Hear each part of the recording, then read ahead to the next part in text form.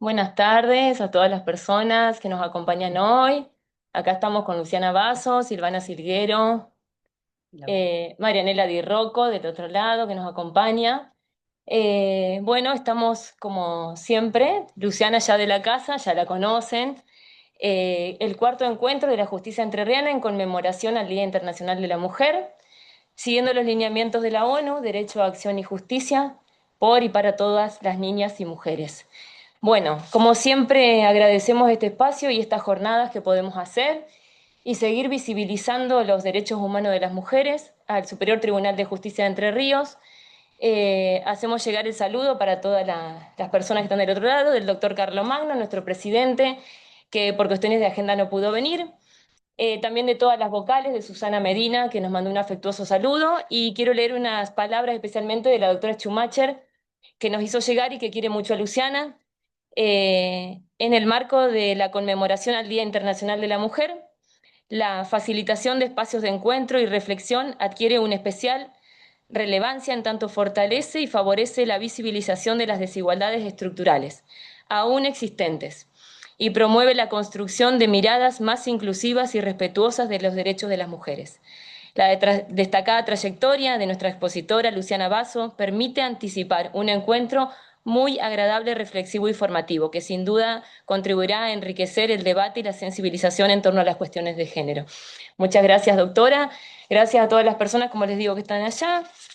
Hemos tenido un público de Paraná, Villaguay, Capital Concordia, Villa María, Concepción del Uruguay, Villa Paranacito, Asencan. Gracias por esta convocatoria. Muchas gracias. Y los dejo con Luciana. No quiero dejar de leer, perdón, Lu. Sí, sí. Si leemos el currículum de Luciana, creo que estamos la hora completa. Mi vida, sí. Les voy a decir, Luciana es especialista en políticas públicas y justicia de género, CLACSO. Es licenciada en Comunicación Social, UNER, doctorado en Estudios de Género, feminista, docente universitaria, investigadora de la UNER, docente a nivel secundario, educadora popular y activista por los derechos humanos de las mujeres y el colectivo de la diversidad. Autoridad de aplicación del protocolo frente a la violencia sexista de la UNER, directora de la Diplomatura de Formación en Género desde la perspectiva de los derechos humanos de Acción Educativa Santa Fe y UTN Regional Paraná. Bueno, Lu. Bienvenida, Lucia. Muchísimas gracias a las compañeras porque es cierto lo que dice Laura, yo me siento en casa en este lugar y me siento en casa con ustedes, así que muchísimas gracias por la invitación una vez más y es un honor muy grande poder tener estos espacios de conversación con ustedes. Eh, a mí me gusta mucho conversar, la gente que me conoce lo sabe, así que lo que quiero proponerles es justamente eso, una conversación. Esta vez en torno de lo que proponen las compañeras para mirar, que es este 8M en relación a los derechos de las mujeres y las niñas para todas las mujeres y todas las niñas. Derecho, acción y justicia. Entonces, poder pensar en este lema es un poco el leitmotiv, digamos, de la conversación, pero no pasa nada si no conversamos. O sea, todo esto queda sin sustento si no le ponemos contenido quienes estamos acá. Así que esa es la propuesta. Hay una compañera que va a estar atenta al chat, así que pueden ir dejando en el chat sus comentarios, sus pareceres, sus preguntas y bueno, luego al final nos vamos a dar un ratito para poder llevar adelante esa conversación. Yo preparé un material muy cortito, que tiene que ver justamente con este lema que ha elegido la Organización de Naciones Unidas para mirar el 8M 2026 y bueno, por ese lado quisiera comenzar. Así que vamos a compartir la pantalla ahora para que ustedes también lo puedan ver. Es un material que tiene simplemente la idea de generar conversación, ¿sí? Yo soy profe en la universidad, soy profe también en la escuela secundaria, pero hoy estoy en otro lado, no estoy en ese rol de profe. Quiero conversar con todos ustedes a partir, como decía, de esta posibilidad, ¿no? De este lema que pone ONU Mujeres, Derecho, Justicia, Acción para todas las mujeres y las niñas. Lo primero que yo me preguntaba ¿Podemos pasar para la segunda? Gracias. Lo primero que yo me preguntaba era justamente cómo este lema, de qué manera este lema interpela al Poder Judicial de la Argentina, ¿no? Y elegí para acompañar la presentación algunas fotos que son de manifestaciones que se hicieron este 8M en toda Latinoamérica, porque es importante ponernos en contexto, ¿no? El Día Internacional de la Mujer llama de la mujer trabajadora y de la mujer en toda su diversidad, llama a pensar sobre nuestros derechos en tanto mujeres trabajadoras, pero también en un contexto particular, ¿no? Ahí hay una compañera que es la primera que levanta el cartel que dice no es tendencia, es urgencia. Y creo que es una cosa interesante para tenerlo en cuenta en términos de los tiempos que estamos compartiendo, pero también, sobre todo, porque aparece la idea de que esto es una moda, ¿no? De que los derechos de las mujeres son una moda, los derechos de la diversidad son una moda. Y uno se preguntaría, ¿qué moda? ¿La de los derechos humanos? ¿Es una moda? Bueno, pareciera que en algunos sectores sí. Entonces es importante poder tener en cuenta esta pregunta que nos va a acompañar en el resto del encuentro. Pasamos, por favor. Si miramos un poquito para afuera, si abrimos la ventana y miramos el mundo, y también si miramos la calle enfrente de nuestra casa, lo que nos vamos a encontrar es que este año 2026 nos ha mostrado una precarización económica generalizada que impacta particularmente en el colectivo de las mujeres y la diversidad. Si abrimos cualquier diario, nos vamos a encontrar con el desmantelamiento de las políticas públicas en la Argentina para poder prevenir la violencia de género, y no solamente la violencia, sino también los derechos sexuales reproductivos y no reproductivos que las mujeres de Argentina hemos sostenido y hemos ganado en la calle. Eso tiene que ver con la lucha de los colectivos feministas y con la lucha de las organizaciones de mujeres. Y vemos ahí un desmantelamiento grande, ¿no? Que ha comenzado ya hace unos años, pero que sin duda se ha profundizado.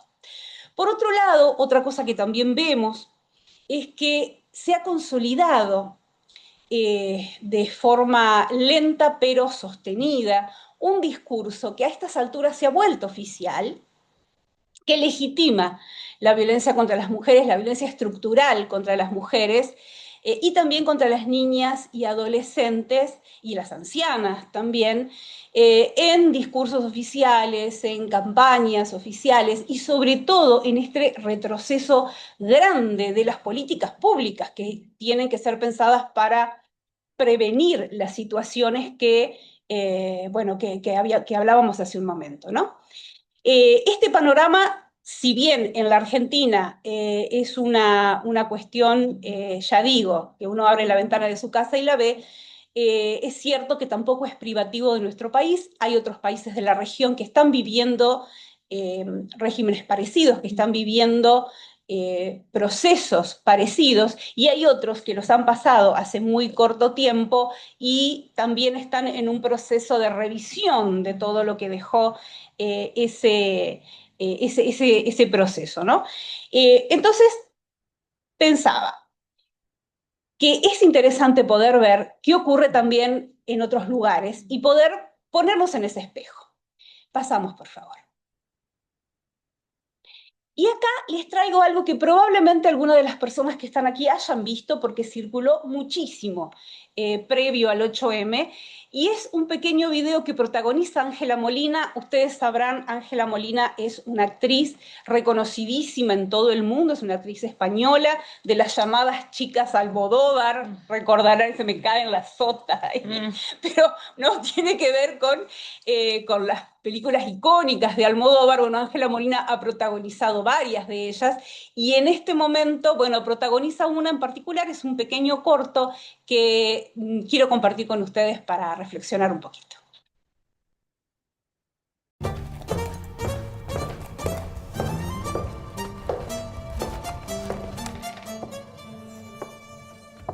Uno.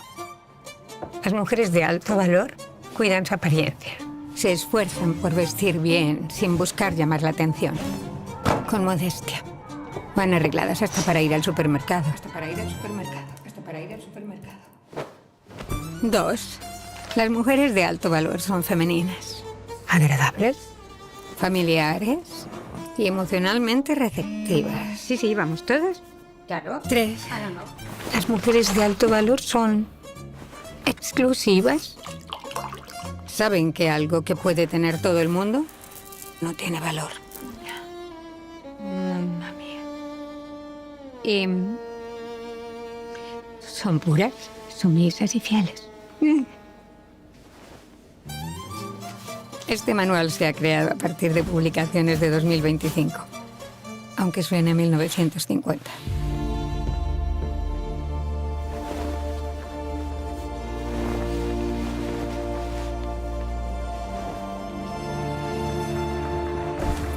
No dejaremos que el pasado avance. 8M. Ministerio de Igualdad. Gobierno de España. Bueno, no sé si la mayoría lo había visto o no.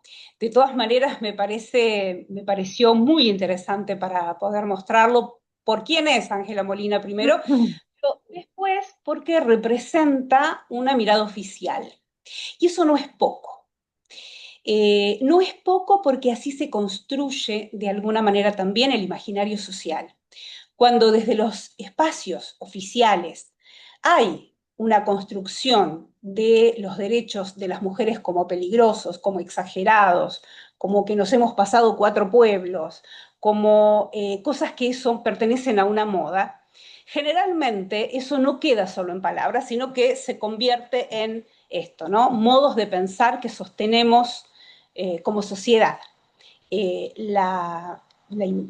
imaginario social y cultural se conforma también con estos discursos, ¿no? Por eso me parecía interesante traerlo en este momento, porque además no son solamente estos discursos, ¿no? Encontramos también discursos parecidos en algunas manifestaciones de la cultura juvenil, como pueden ser el grupo de incels. No sé si conocen esto, pero son grupos de varones particularmente que de alguna manera dejan la responsabilidad de no tener vida sexual en las mujeres, porque suponen que las mujeres no los eligen, siendo que ellos son muy buenos y no son elegibles, no son elegidos por ellas, porque las mujeres están de algún modo contaminadas por la idea de los derechos a los que pueden acceder o porque pueden llegar a tener miradas distintas de las de ellos, y eso implica que no los elijan. Y las hace responsables de eso, ¿no? Los grupos de incels han generado en el último tiempo foros en Internet, particularmente esto tiene que ver con lo que llamamos la manósfera. La manósfera es estos sitios, la componen estos sitios de Internet, que también hay grupos que están en redes sociales como Instagram, como TikTok, donde los adolescentes y las adolescentes circulan mucho, que producen este modo de comportamientos y este modo de discursos. Entonces, no es algo menor, las palabras no se las lleva el viento, por eso quería traer este videíto de Ángela para poner en contexto, ¿no? Pareciera que 1950 se nos pone delante, ¿no? Nos viene persiguiendo y, como dice Ángela, hay que tener ojo con eso y no dejar que ese pasado nos alcance, porque lo que ella cuenta pareciera sacado de un manual de la señorita de 1950 y tuvo que ver con estos discursos que circulan en redes en 2025, ¿no? La idea de la mujer de alto valor, la que se da a respetar, el resto no lo somos. Quienes sabemos que tenemos derechos y que aspiramos a ellos, no lo somos, no seríamos mujeres de alto valor para este tipo de discurso. Pero retomo, por favor, mi presentación, si son tan amables, vuelvo un poquitito a esto que estuve pensando en compartirles para poder charlar, ¿no? Pasamos, por favor. Y bien, esto que decía Ángela Molina tiene que ver un poco con esto que viene aquí, ¿no? Con esta idea del dato mata relato, que también lo escuchamos un montón. Focus que es de donde saqué esos datos, es una página de ONU que está monitoreando la Agenda 2030. Conocerán, supongo, la Agenda 2030, quienes no, bueno, tiene que ver con un acuerdo al que llegaron los países del mundo para establecer una agenda estratégica que permita llegar a 2030 con algunos pisos de derechos humanos asegurados. Dentro de esos pisos de derechos humanos asegurados figura el derecho de las mujeres y la perspectiva de género, adoptar la perspectiva de género como uno de los objetivos de esa Agenda 2030. Creo que es el objetivo 5. Cinco, ¿no? Es el 5. Entonces, Focus Mira, ¿no? Es una página que ustedes pueden googlearla y ahí aparecen algunas fechas, algunas cifras, perdón. Que las mujeres se enfrentan a una brecha legal del 36% en el mundo. Brecha legal, tampoco les voy a explicar a ustedes lo que es una brecha legal, pero bueno, tiene que ver con, de algún modo, no solo la falta de legislación, ¿no? Sino con la retracción en políticas públicas que aseguren esa legislación, en el caso de que el país la tenga. Supongamos, por ejemplo, el acceso a derechos sexuales reproductivos y no reproductivos los garantiza la ley argentina, pero si no hay políticas públicas o las políticas públicas que hay para atender las demandas de salud sexual, reproductiva y no reproductiva, no cuentan con presupuesto, no cuentan con financiamiento, se vacían los equipos, eso es una brecha legal, ¿no? Aunque la ley esté presente. ¿Qué otra cosa más dice Focus? Que el 64% de derechos, bueno, con solo el 64% de derechos respecto de los hombres. El 40% de países, lo cual representa más de 1.000 millones de mujeres, está en retroceso y en crisis o recortes también por ayuda internacional. Las mujeres dejamos de ser una prioridad para la ayuda internacional y eso también es una cuestión importante. La salud de las mujeres, la salud reproductiva, no reproductiva, es una cosa importante. Otra cosa que dice Focus, que hay una mujer asesinada o niña asesinada en el mundo cada 10 minutos. Y sí, es paralizante pensar que cada 10 minutos, cada vueltita que da nuestro reloj, hay una mujer que muere a manos de una familia, de sus familiares o parejas. Eso también refuerza la idea que veníamos sosteniendo los movimientos de mujeres de que el lugar más crítico y más peligroso para las mujeres no es la calle, sino nuestras propias casas, ¿no? Nuestras propias familias. Por eso es importante insistir en la formación de las personas, de la educación, del campo de la salud, del campo de la justicia en perspectiva de género para comprender cómo funciona la sociedad patriarcal y entender cómo esto luego impacta en las prácticas de justicia, por ejemplo. Ustedes saben que, bueno, ha sido de público conocimiento, nuestra provincia tiene altísimo registro de denuncias de violencia, los equipos están completamente estallados para su atención, las edades de las personas que recurren son edades de mujeres muy jóvenes, entre los 19 y los 35 o 40 años en su gran mayoría, entonces estamos hipotecando el futuro, y hay que decirlo así de clarito. Otra cosa de las que dice Focus, que el matrimonio, que también es una cosa que nos suena muy terrible, el matrimonio infantil está subiendo en el mundo, hay un 18,6% global, y que está agravado por situaciones de pobreza. La situación del matrimonio o la situación del chineo, como le llaman en el norte argentino, está completamente agravado por la pobreza de esas niñas que son sometidas a este tipo de prácticas. ¿Qué otra cosa dice Focus? No estoy siendo muy amistosa con lo que estoy contando, ¿no? Ni muy agradable, lo sé, pero son datos que tenemos que tener en cuenta. Las mujeres trans en el mundo sufren violencia extrema. Y de esa violencia extrema que marca 281 asesinatos de personas transgénero el año pasado, ¿no? Entre octubre del 24 y septiembre del 25, América Latina, nuestro continente, registra el 68% del total. Es altísimo ese nivel. Los derechos de las personas trans, que son derechos más nuevos, que tienen muchísima resistencia en muchos espacios de la vida social aún, en nuestro continente de Latinoamérica nos arroja esa cifra. Pasamos, por favor. Como decía Mafalda, ¿no? ¿Cómo avanza el retroceso? Y es un poco el cartel que arrastraba de algún modo Ángela, ¿no? Por eso lo puse aquí, lo quise traer, porque no es una idea nueva, ¿no?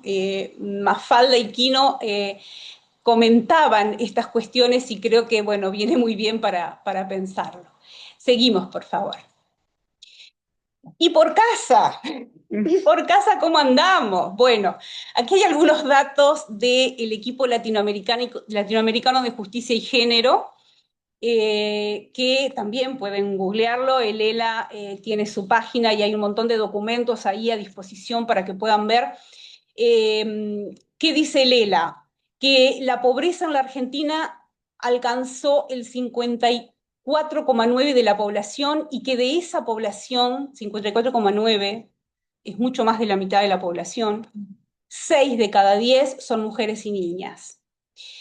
Que el desempleo de las mujeres llegó a 8,4, mientras que el de los varones alcanzó el 6,3. Somos las más desempleadas, somos las que primero nos quedamos desempleadas porque estamos en los espacios más informales. Las mujeres trans, estamos en los espacios más informales de trabajo. UNICEF en agosto pasado, de esto se acordarán porque fue titular de un montón de diarios, lo habrán escuchado en la radio. El año pasado UNICEF publicó que en nuestra Argentina 1 millón de niños y niñas se va a dormir sin comer. Y que 1,5 millón se saltea alguna comida porque sus padres o sus madres no pueden comprarla a esa comida. Seguimos. Sé que no estoy siendo amable. Pero son los datos de la realidad. Son los datos de la realidad. Y espera que sigue, como decía mi hermana, cuando yo me ponía a hablar, y se hablaba y ahora decía, espera que sigue. Y sí, sigue porque tuvimos acá un recorte a jubilaciones y un anuncio de eliminación de las moratorias de jubilación. Hay que saber que el 63% de los jubilados de este país somos mujeres, que el 75,3% de las personas que acceden a una jubilación o que accedían, vamos a hablar en tiempo pasado, a una jubilación gracias a la moratoria también eran mujeres, que habían estado en trabajos informales o en trabajos de cuidado toda su vida, ¿no? Para que otras personas que formaban parte de la familia pudieran acceder a puestos de trabajo más calificados, ¿no? Alguien tenía que hacer la retaguardia y generalmente somos las mujeres. Recortes, lo que decíamos hoy de la brecha legal, ¿no? Recortes del 89% anunciado este año, también lo habrán visto en los titulares. Se anunció hace muy poquito que el gobierno argentino va a recortar el 89% en políticas de género en general y el desmantelamiento total de programas como el Acompañar y la línea 144. El programa Acompañar tenía que ver con, bueno, después lo comento, pero atiende a mujeres en situación extrema, con peligro de vida, con riesgo de vida por violencia de género, ¿no? Y es un programa que provee un estipendio económico nada más que por 6 meses. La línea 144 también es fundamental porque es una línea gratuita que está en todo el país, que atiende desde cualquier lugar y que tiene geolocalización y que permite a las personas que están en una situación de violencia poder tener un asesoramiento inmediato.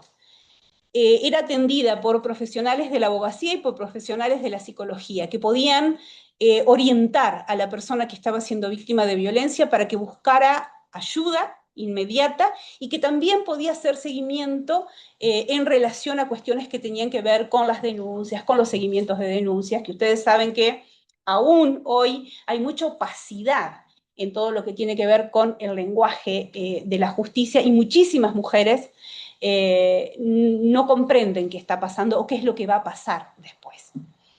Otra brecha salarial de género, otra brecha, ¿no? Dijimos la brecha legal, acá estamos con la brecha salarial. La brecha salarial de género, y esto no lo digo yo, la brecha salarial existe, hay un premio Nobel de Economía dado a una compañera estadounidense, una economista estadounidense, por el concepto de brecha salarial de género, no es algo que se me ocurre a mí, se sitúa en torno al 30% en 2025-2026, según datos propios. Eso lo decimos desde el INDEC argentino. Y no los ponemos colorados. Las mujeres ganan en promedio entre 26,2 y 29% menos que los hombres por trabajos comparables. Y esto se agrava, por supuesto, por la informalidad de los trabajos a los que las mujeres acceden, pero también porque acceden a puestos menos calificados, lo cual implica menos sueldo. Y, por supuesto, por las tareas de cuidado. Hay menor tasa de actividad en mujeres que podrían estar en actividad porque se dedican a tareas de cuidado.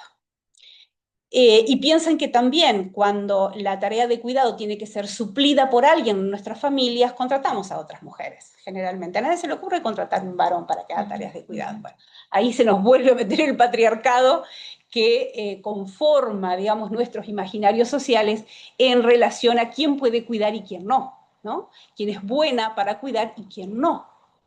Bien, seguimos, por favor. Y hay más, sí hay más. Teníamos algo muy bueno, que funcionaba muy bien, que había logrado reducir el 50% la tasa de fertilidad no deseada, salud, quien está estornudando, en adolescentes en más o menos 5 años. Este programa se llamaba ENIA, es el programa de prevención del embarazo no intencional en la adolescencia. Fue desmantelado, ya no contamos con el ENIA, era un programa muy bueno porque hacía funcionar en coordinación a los centros de salud y a las escuelas, en los territorios pequeños, ¿no? En los territorios, en los barrios, en las comunidades pequeñas. Entonces hacía que el centro de salud y la escuela trabajaran en conjunto en relación a la prevención del embarazo no intencional. Y no solamente del embarazo no intencional, porque ya que hablábamos de salud sexual reproductiva y no reproductiva, venía la prevención en relación a las ITS. Eso también lo deben saber, ITS, infección de transmisión sexual. Lo sabrán también porque esto ha sido tapa de los diarios. Argentina ha duplicado sus cifras en relación a la sífilis, por ejemplo. Tenemos cada vez mayor cantidad de sífilis en nuestra población y cada vez son menores las edades de registro de la sífilis, ¿no? Esto viene asociado también a un modo de comportamiento que es riesgoso, ¿no? A ciertos modos de comportamiento de adolescentes y jóvenes, pero también de abusos sexuales, porque muchas veces ha tenido que ver, o sea, esta detección temprana de una sífilis en un centro de salud ha ayudado a desmantelar un abuso sexual intrafamiliar que se venía produciendo desde hace años, ¿no? Entonces, ahí la ESI, la educación sexual integral, que también ha quedado desfinanciada y también ha quedado desmantelada en nuestro país. La educación sexual integral ayuda a prevenir estas cuestiones, ayuda a que nos enteremos de cómo funciona nuestro cuerpo, nos ayuda a decidir sobre qué prácticas nos gustan o no nos gustan, nos ayuda a pensar el derecho al placer que tenemos todas las personas, pero también el derecho al cuidado que tenemos todas las personas. Otra cosa a la que vimos desaparecer en estos años. Bueno, lo que les decía del programa Acompañar, pasamos por favor. Y yo podría seguir eternamente, la verdad. Miren, no les miento, diría que podría llegar a estar hablando 2 o 3 horas de cifras que hemos ido recolectando, pero la verdad que es un poco hartante, ¿no? Porque es abrumador. Eso no significa que no haya que mirarlo, hay que mirarlo. Pero también tenemos que poder ver qué hacemos con eso que nos está pasando, ¿no? De qué manera diseñamos estrategias para esto que nos está pasando, cómo nos pensamos. Y recuerden esa primera pregunta que les hacía yo al principio. ¿Cómo interpela este lema a la justicia, al Poder Judicial? ¿De qué manera el Poder Judicial, que es uno de los poderes fundamentales de la democracia, queda interpelado por estas cuestiones? Entonces es cierto que estamos hartas, es muy cierto que estamos hartas, pero también es cierto que seguimos juntas y que seguimos en la calle. Pasamos, por favor. Eso que aparece ahí es una foto de aquí, de Paraná, de enfrente, aquí estamos justamente enfrente, de una movilización 8M, no es de esta, lastimosamente, porque, bueno, no llegué a ponerla, pero es de unos pocos años atrás. Ahí estamos juntas. No es fácil construir consensos entre las organizaciones, no es sencillo, pero hay algo en lo que no nos perdemos, ¿no? Hay necesidades que se sienten en nuestros cuerpos y a las que no podemos, de las que no podemos mirar para otro lado. Y ahí estamos, todas juntas. Pasamos. Entonces, vuelvo a estas preguntas porque reitero que me parecen sumamente importantes.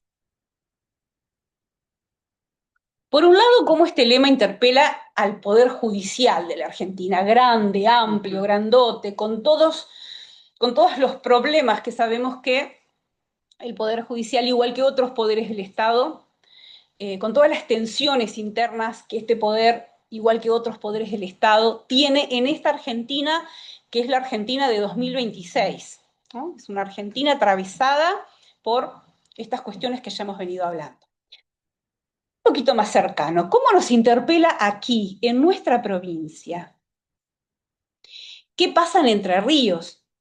Hoy decíamos, somos una de las provincias que recibe, por estadísticas, cantidad de denuncias, muchísima cantidad de denuncias de violencia basada en género, con equipos que están al borde de sus capacidades para poder atender, con personas, porque los equipos están compuestos por personas que también están al borde de sus capacidades, porque también están atravesadas por estas otras cuestiones que dijimos al principio, ¿no?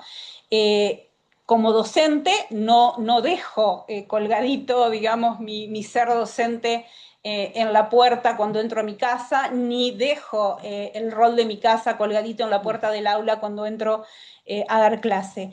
Eso me interpela y me atraviesa en todos los espacios en los que me encuentro. Y por supuesto, a partir de ahí, ¿cómo interpela mi práctica? ¿Cómo interpela la práctica de ustedes?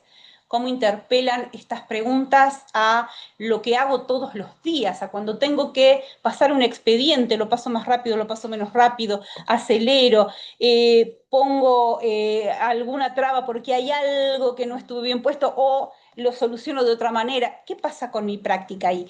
Y esto es importante, no es, digamos, no es una cosa menor ni es New Age, porque vieron que a veces el discurso New Age por ahí tira todo hacia el modo de procesamiento personal y pierde de vista lo colectivo. Esto no es eso, esta interpelación no va por ahí, pero sí poder pensar la práctica como un espacio ético, como un espacio de práctica ética, como un espacio de libertad sostenido en esa práctica ética que puede llegar a hacer la diferencia en algún aspecto, ¿no?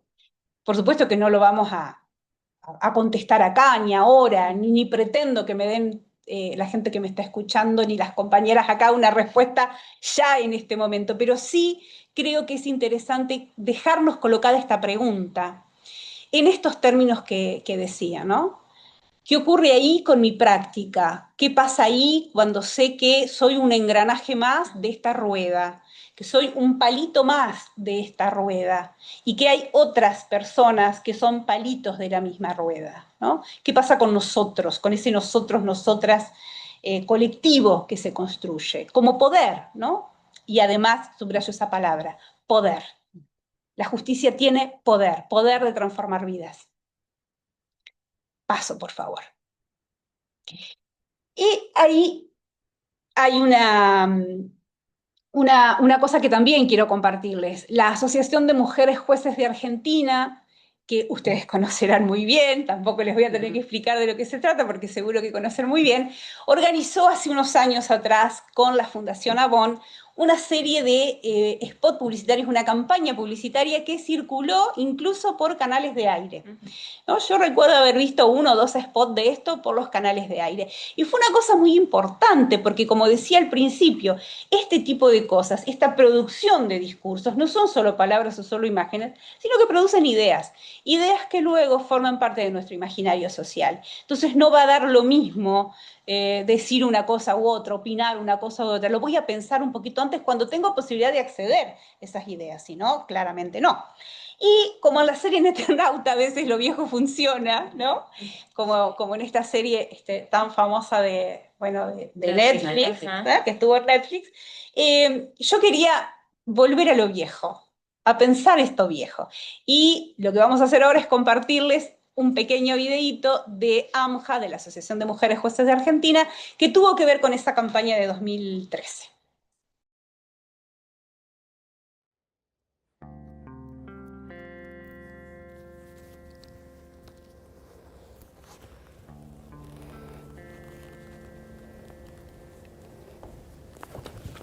¿Usted es el abogado? Sí.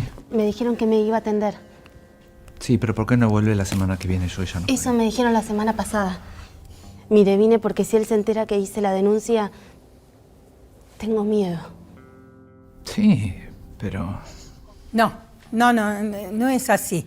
Sí, pero. No le digas pero. Pensá que ella viene de lejos, que tuvo que dejar los chicos con alguien, que te está esperando.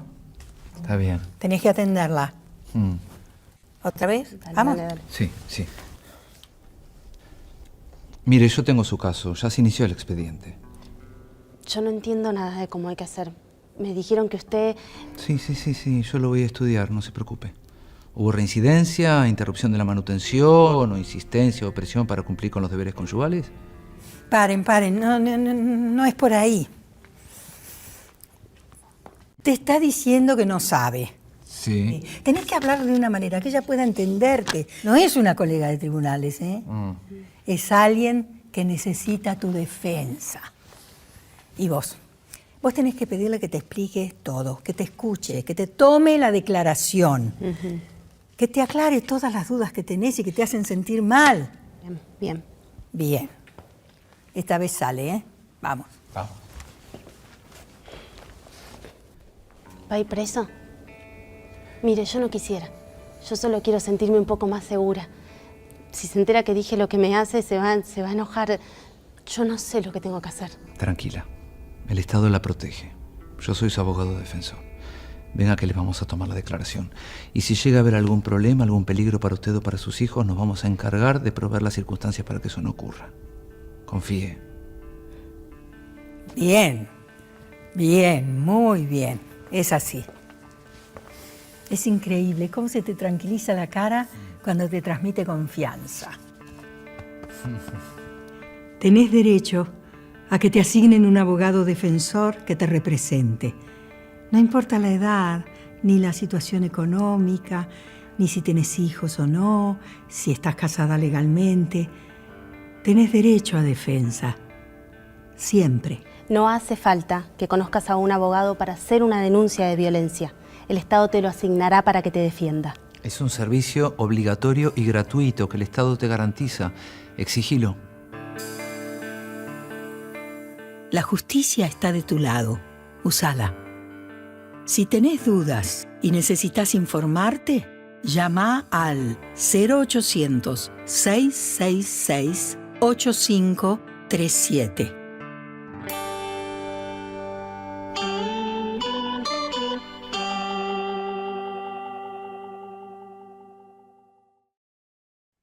Bueno, buenísimo, muchísimas gracias. Bueno, ahí estaba lo que habían pensado la Asociación de Mujeres Juezas de Argentina junto con la Fundación Avon para trabajar en torno de estas ideas. Y hay que tener también en cuenta y poder decirlo claramente, lo que decía Silvi, ¿no? Esto está vigente, ¿no? Aún. Y necesitamos defender estos espacios, necesitamos poder conocer que esos espacios funcionan, que están ahí. Hay un textito que capaz que también conocen, que por ahí lo he nombrado otras veces, que es un texto chiquito, cortito, súper lindo, de Diana Maffia, que es una compañeraza feminista, filósofa de la UBA. Diana escribe un textito chiquito acerca de la ciudadanía y habla de 5 barreras para acceder a la ciudadanía plena. Seguro que te Sí, lo sí. resabés. Bueno, ella dice, yo voy a ir rapidito por si hay alguien que no lo conoce, pero Interesante, sí, sí. voy rapidito. Dale. Está. La primera de las barreras que nombra Diana tiene que ver con la barrera epistemológica. Epistemología, conocimiento, es decir, la gente no conoce cuáles son sus derechos. Hace falta para digamos, saltar esa barrera, que la gente conozca a qué tiene derecho, ¿no? Había mucha gente que nos decía, bueno, pero la ley de violencia ya no funciona, ya no está más, esa ley ya la dieron de baja. No, señora, no es cierto. Eso, digamos, la ley no, la ley es una ley vigente, es una ley con todas, digamos, sus características funcionando. No, no es que no existe más la ley de violencia. O la idea, o el concepto de femicidio, ¿no? Que también es otra discusión. Bien. Entonces, primero conocer sus derechos. Si alguien no conoce sus derechos, no puede demandar que esos derechos se cumplan. Diana dice que la segunda barrera es la barrera subjetiva. Eso tiene que ver con creerse que tiene derecho al derecho. Y es una de las cosas más difíciles por ahí, porque sentir que tengo derecho al derecho implica implica primero conocerlo, pero implica que yo esté en una situación de empoderamiento en relación a ese derecho para poder demandarlo, ¿no? Ella ahí pone un ejemplo lindo que es el de las mujeres migrantes que venían a parir, que quedaban embarazadas y que llegaban a parir a los hospitales de provincia de Buenos Aires sin ningún control. Dice, pero ¿y por qué no vinieron a controlarse? Y porque tenían miedo de que las denunciaran y las devolvieran a su país, ¿no? Por eso no llegaban a los controles.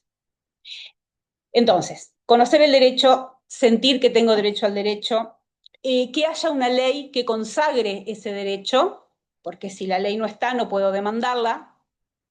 Tener políticas públicas que hagan que ese derecho pueda existir verdaderamente en el territorio, porque el modo en el que la ley baja a los territorios, el modo en el que la ley finalmente funciona en los territorios es a través de las políticas públicas, de lo contrario se vuelve una entelequia y no hay manera de poder acceder a ella. Y el quinto y último que nombra Diana Maffia tiene que ver con los canales de exigibilidad del derecho. Poder tener espacios a ir a decir, che, este derecho no se está cumpliendo. Si yo no tengo esa posibilidad de poder acceder a la exigibilidad del derecho, un canal, a un espacio, a un equipo, a alguien que me escuche y que sepa que no se está cumpliendo con mi derecho, de nada vale que sepa que lo tengo, de nada vale sentirme con derecho a eso, de nada vale que haya políticas públicas, ¿no? De nada vale. Entonces es como un juego de 5 piezas que ella piensa y que a mí me gusta un montón y que por eso se los comparto después de mirar este pequeño video que es muy, muy interesante y muy rico, ¿no? Para ser pensado. Bueno, vuelvo un momentito a la publicación y ya casi que estamos en hora. Así que un momentito, vuelvo aquí y prometo que ya termino. Bárbaro. Prometo que ya termino. Escuchando. Emocionada. Seguimos, por favor. Uno más. Bueno, entonces, con esta idea de que a veces lo viejo funciona, quizá tengamos que recordar lo que es la perspectiva de género. Quizá tengamos que volver a mirar qué significa esa perspectiva en nuestro trabajo y por qué la perspectiva de género es un imperativo de los derechos humanos. No puede haber derechos humanos en el sentido estricto de la palabra sin perspectiva de género, porque dejamos afuera a la mitad de la población, así de simple, ¿no? Dejamos afuera a la mitad de la población si no tenemos perspectiva de género. Y es muy importante tener en cuenta que esta perspectiva de género implica que yo tengo que poder valorar qué implicancias va a tener cualquier acción que yo planifique, que yo realice, que yo evalúe, ¿no? Y ahí podemos pensar en legislación, podemos pensar en programas, podemos pensar en cualquier área y nivel en relación a las mujeres y a los varones o a las personas trans. Tengo que poder ver qué implicancia tiene esta decisión que yo estoy tomando o esta acción que estoy planificando, porque va a impactar diferente en mujeres, en varones, en personas trans, en niñas, niños y adolescentes. Necesito tenerlo en cuenta, ¿no? Y también la otra cosa muy importante de tener en cuenta respecto de la perspectiva de género es que hay diferentes condiciones, hay diferentes situaciones, es lo que llamamos la interseccionalidad. hay diferentes necesidades, porque ni todas las mujeres somos iguales, ni todas las personas trans son iguales, ni todos los varones son iguales. Hay interseccionalidades que necesitan ser tomadas en cuenta, pero sobre todo, porque en sí misma tienen un valor, pero además porque estas diferencias necesitan ser tomadas en cuenta para que no sean desigualdades que inferioricen a las personas. Y yo sé que es casi de perogrullo esto que estoy diciendo, porque seguro que lo han escuchado, seguro que lo han estudiado, pero hace falta recordarlo. Hace falta que lo podamos mirar nuevamente en términos de esta pregunta que les hacía al principio. Bueno, ¿cómo impacta lo que tan hermosamente pone ONU, ¿no?, para mirar el 8M en relación a mi práctica, en relación a lo que yo estoy haciendo, lo que puedo hacer todos los días? Pasamos, por favor. Otra cosa bien interesante, vieja como la escarapela, pero muy importante, es poder tener presente que hay una dimensión pedagógica. Cuando digo pedagógica, digo de enseñar. Hablamos de lo pedagógico, es enseñar. Hay una dimensión pedagógica en todas las prácticas que la institución realice. En todas. Si pongo el cartel o no lo pongo, es una implicancia, tiene una implicancia pedagógica. Pero sobre todo también, ¿no?, poder pensar que no solo hablamos a través de normativas y resoluciones, que pueden estar muy bien y ser muy necesarias, y estar muy bien escritas y ser de avanzada y bárbaro. También hablamos a través de nuestros agentes. Entonces no podemos descuidar nunca cómo esa gente atiende a las personas a las cuales va dirigida nuestra normativa, nuestra resolución, nuestra práctica institucional. Eso sigue siendo una cuestión importante y necesaria. Pasamos, por favor. Y ahora por fin buenas noticias. Ahora por fin buenas noticias, porque todavía y afortunadamente las personas tenemos plasticidad neuronal, es decir, aprendemos. Y así como hemos automatizado algunas cuestiones, así como hemos adoptado algunos modos de funcionamiento, podemos adoptar otros. Necesitamos a veces poder mirarlos desde este lugar incómodo, ¿no? Como cuando nos sacan de algún modo con alguna pregunta o con alguna devolución de nuestro lugar de confort. Porque, por supuesto, la automatización de las tareas trae a veces cierto confort. Totalmente. Obvio, ¿no? Estamos seguros de lo que hacemos, estamos contentos con lo que hacemos, lo seguimos haciendo como lo hacíamos. Hasta que, alguien nos saca de ese lugar de confort. Pero tenemos plasticidad neuronal, entonces podemos aprender y eso está genial. La otra cosa que está genial es que las personas tenemos pensamiento creativo y que frente a los problemas podemos ensayar soluciones. Y eso viene muy bien para poder pensar la práctica o el escollo o el problema, no como una barrera, sino como un desafío, ¿no? Como un desafío en términos de ¿cómo hago para mejorar esto? ¿No? Desde ya, ¿no? ¿Cómo hacemos para mejorar esto? ¿Cómo doy clases cada vez más, ¿no?, pensando en mí, que soy docente, cómo doy clases cada vez más interactivas, o de qué manera hablo para que se me entienda cada vez mejor, para que nadie se quede por fuera de lo que estoy diciendo, en fin, ¿no? Poder pensar ahí como una idea de superación o de desafío, ¿no? De desafío hasta personal, si quieren, está buenísimo. Y que también, afortunadamente, aún tenemos pensamiento estratégico las personas. Eso significa que en los momentos de crisis, o también particularmente en los momentos de crisis, podemos desafiarnos a la transformación. Y pensar estratégicamente no se piensa en soledad, también se puede pensar en conjunto, se puede pensar en equipo estratégicamente, y eso es una muy buena noticia. Paso, por favor. Entonces, como les decía al principio, es un muy buen lema asegurar derecho, justicia y acción, pero sin la práctica nuestra de todos los días, sin la práctica comprometida nuestra de todos los días, se queda completamente vacía. Necesitamos poder expresarnos colectivamente sobre eso que nos tiene hartas, porque las mujeres que trabajan en la justicia no están por fuera de esta realidad que acabo de comentar. También necesitamos participar en litigios estratégicos y advocacy como sociedad civil, porque no se puede llevar atropellado historia de derechos en el país de un momento para otro o borrar de un plumazo. Ha costado sangre, sudor, lágrimas, vidas la legislación de avanzada que tenemos y es necesario poder sostenerla igual que como la construimos, ¿no? En la calle, pero también en los gabinetes, también en las universidades, también en los espacios del poder legislativo, también en los espacios del poder judicial. Y sobre todo también podemos apelar o necesitamos en realidad la solidaridad interseccional y la convergencia de las luchas. Porque pese a lo que dijo el spot de felicitaciones que colgó Casa Rosada en todos sus medios y en todas sus redes, ninguna se salva sola.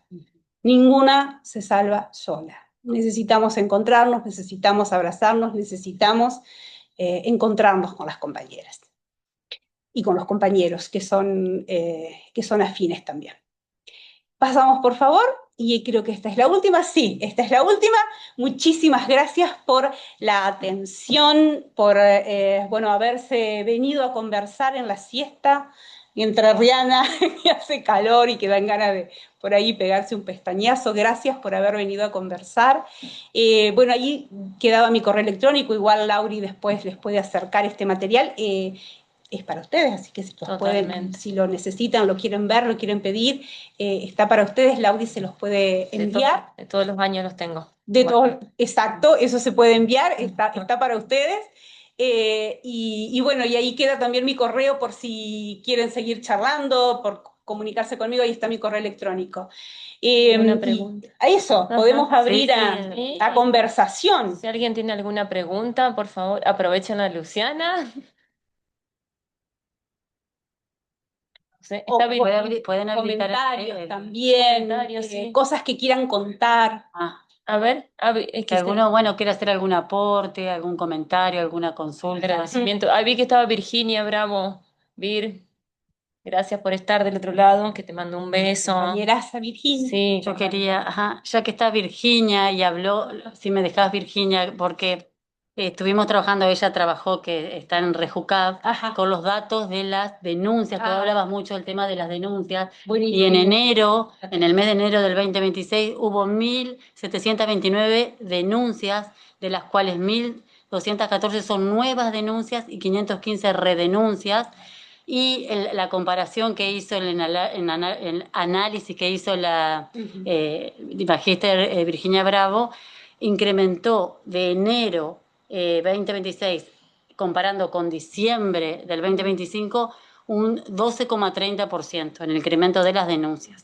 Y es mucho lo que estuvimos analizando, el incremento de las redenuncias. Claro. Es decir, 515 redenuncias, es decir, una persona que viene a denunciar, hay todo un proceso judicial. Y bueno, tiene que volver de nuevo porque, bueno, estas cuestiones que estabas hablando de que no estaba funcionando. Es que está buenísimo, digamos, conocer estos números. Muchísimas gracias. Sí. No salió oficialmente porque lo está trabajando, pero bueno, me parecía por ahí que estaba bueno porque para vos.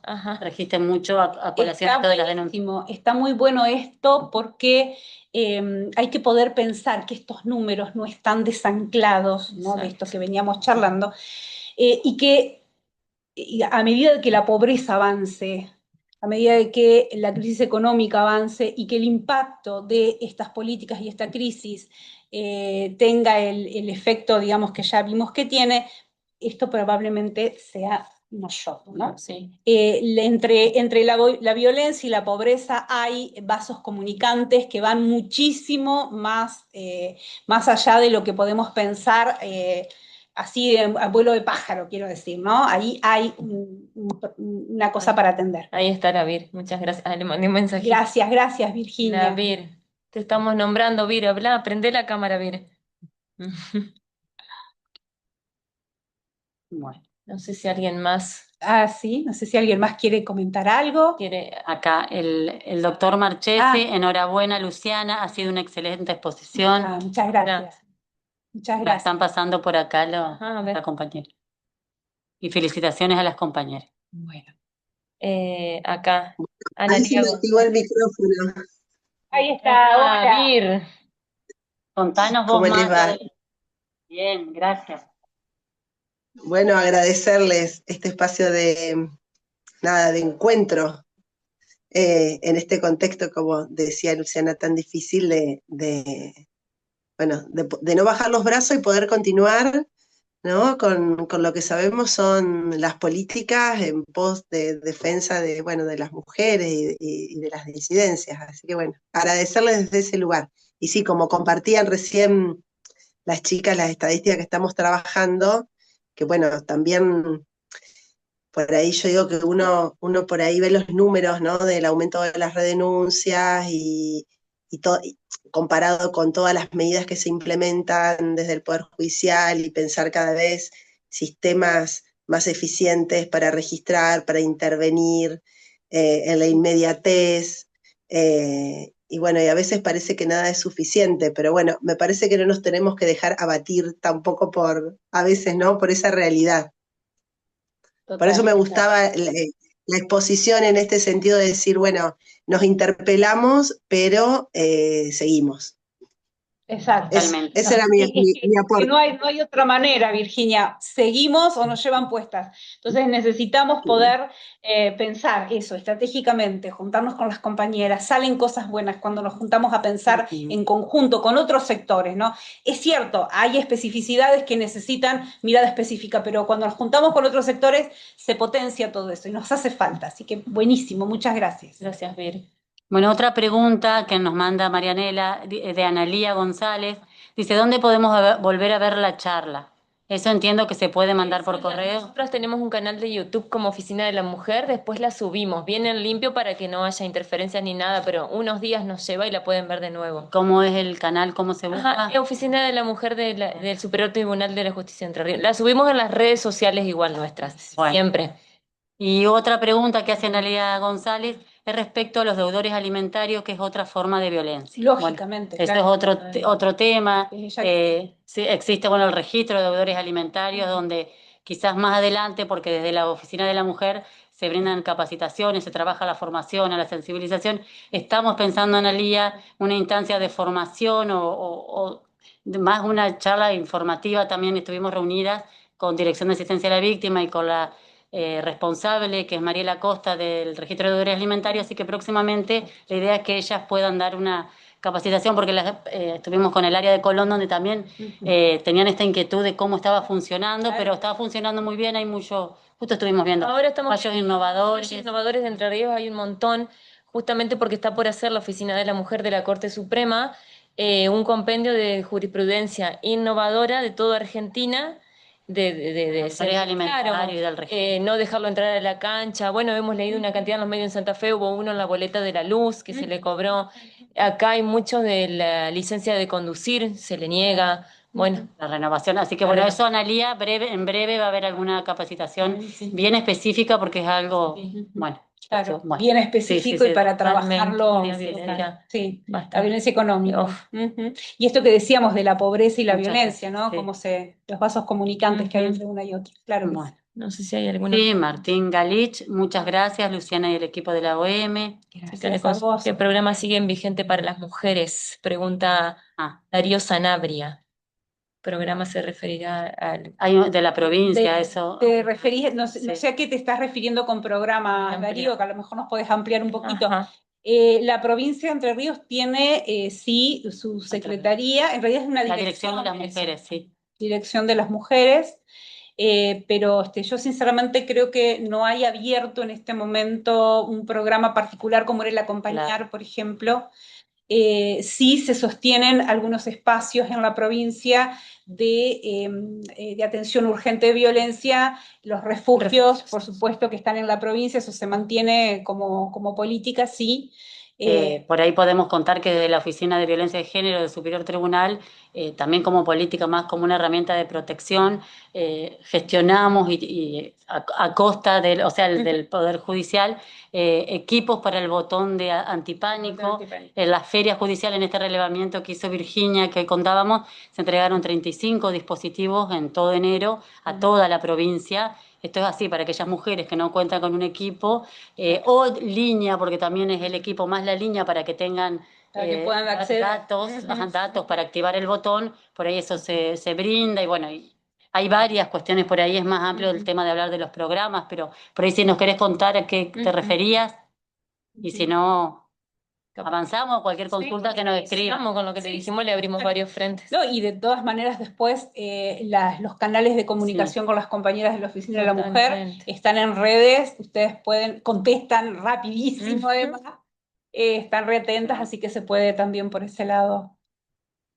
Bueno, quedamos a disposición. Como dijo Luciana, te agradecemos enormemente no hay nada que por agradecer. habernos acompañado, por tu generosidad en poder transmitirnos tus conocimientos. La verdad que ha sido una charla muy valiosa, que nos motiva, que nos renueva el compromiso, que nos ha hecho reflexionar mucho para seguir trabajando en esto que nos gusta mucho, que no es difícil, no es fácil, pero hace años que venimos recorriendo este camino, y es esto, la fortaleza está en encontrarnos, en acompañarnos. Gracias, de verdad, y nos vamos. Y gracias al público con más compromiso con respecto a los derechos de las mujeres y derechos humanos, y gracias a todas las personas que, como dijo Luciana, dedicaron este momento y esta hora y media para poder estar y formar parte de esto, de seguir visibilizando, de seguir renovando el compromiso por lo que es el derecho de las mujeres y de los derechos humanos, de niñas, niños y adolescentes. Así que gracias a todos. Y a todas. Y acá quiero decir algo más, que hay una persona que no se ve, pero que está detrás, que es Alfredo, nuestro informático, que es, un compañerazo. Bueno, muchas gracias. Muy amables Lu. todos. Muchísimas gracias. Gracias. Nos veremos en otro momento seguro. Hasta luego.